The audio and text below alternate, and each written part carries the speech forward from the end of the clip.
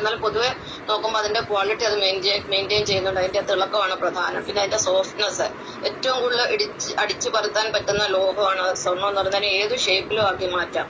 അപ്പൊ സ്വർണത്തിന് അതിൻ്റെതായിട്ടുള്ളൊരു സത്തുണ്ട്.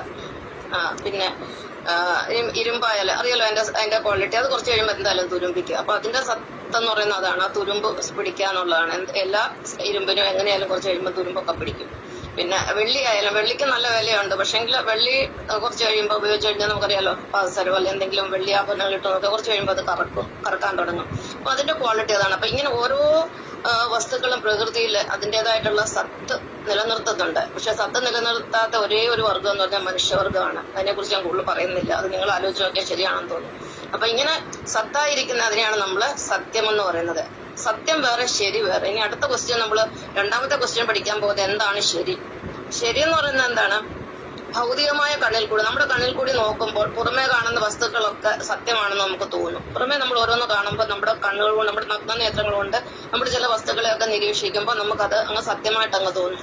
ഉദാഹരണം പറഞ്ഞു കഴിഞ്ഞാൽ, മാതാപിതാക്കളെ തന്നെ എടുത്താൽ നമുക്ക് മാതാപിതാക്കൾ, എല്ലാവർക്കും മാതാപിതാക്കളുണ്ട്. എനിക്ക് മാതാപിതാക്കൾ എന്ന് പറയുമ്പോൾ മാതാവ് ഉണ്ടായിരുന്നു, പിതാവില്ലായിരുന്നു. പക്ഷെ ഭഗവാനാണ് ഇപ്പൊ എന്റെ പിതാവ്. ഇപ്പോഴല്ല, എന്നും അന്നും ഇന്നും എല്ലാം ഭഗവാൻ തന്നെയാണ് പിതാവ്. ഓക്കെ.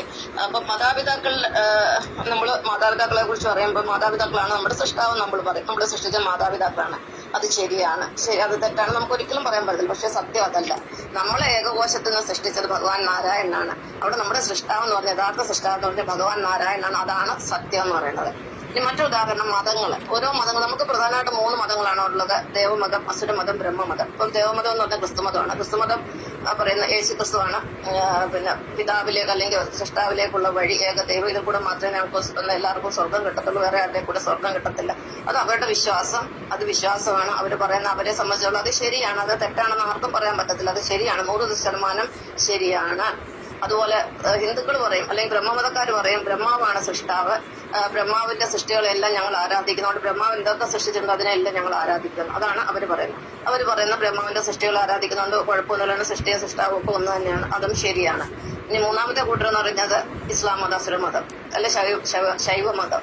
അപ്പൊ ഇവർ പറയുന്നത് അള്ളാഹു അല്ലാതെ വേറെ ദൈവമില്ല, അള്ളാഹു ആണ് പ്രപഞ്ചം മൊത്തം സൃഷ്ടിച്ചത്, അള്ളാഹുവിൽ കൂടെ മാത്രമേ സ്വർഗ്ഗമുള്ളൂ എന്നാണ് അവർ പറയുന്നത്. അവരെ സംബന്ധിച്ചുള്ള അതും ശരിയാണ്, നമുക്ക് തെറ്റാണെന്ന് പറയാൻ പറ്റില്ല. പക്ഷെ ഇതൊന്നും സത്യമല്ല. ഇത് 3 സത്യമല്ല. സത്യം എന്താണ്?